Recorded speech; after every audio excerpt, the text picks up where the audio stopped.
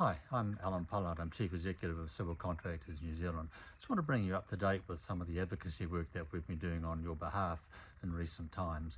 We're doing it mindful of the fact that right now we know that contractors are struggling with a lack of work and are trying to make decisions to help them get through this quiet period. So we started off with meeting with the Prime Minister and with the Minister of Regional Development, Shane Jones, while they came to the National Excavator Competition. And while they were talking about their medium to long-term vision, we counselled them then about the need to think very more seriously about the immediate issues at hand.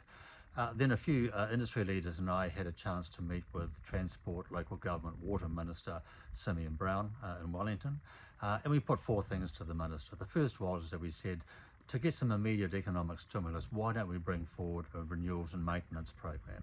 Second thing was, why don't we invest in more training and education for our people so that by the time that work does start to flow, we're going to have a more capability and more capacity available to do the work, and we won't be losing those people through underutilisation.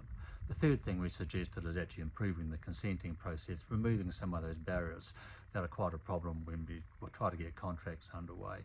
And the fourth thing we talked about was simplifying procurement. We know that the procurement model right now is not working. We know that it can be simplified to make things a lot easier, particularly by engaging with contractors a lot earlier. So that was a good conversation. And to his credit, I have to say that in the budget 2024, nearly $3 billion was allocated to roading renewals and maintenance. So I appreciate the Minister listening to our advocacy and delivering on that. We've since had an opportunity to meet with Infrastructure Minister Chris Bishop.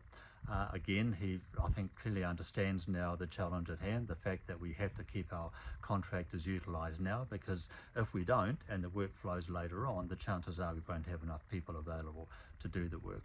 And then just last week, I had an opportunity to meet briefly with the Finance Minister, Nicola Willis, and with the Prime Minister again. And again, we talked about the need for this immediate economic stimulus. We understand the medium to long-term plan that they have, and we agree with their vision. It's an exciting vision, and it means a lot of work coming in the future.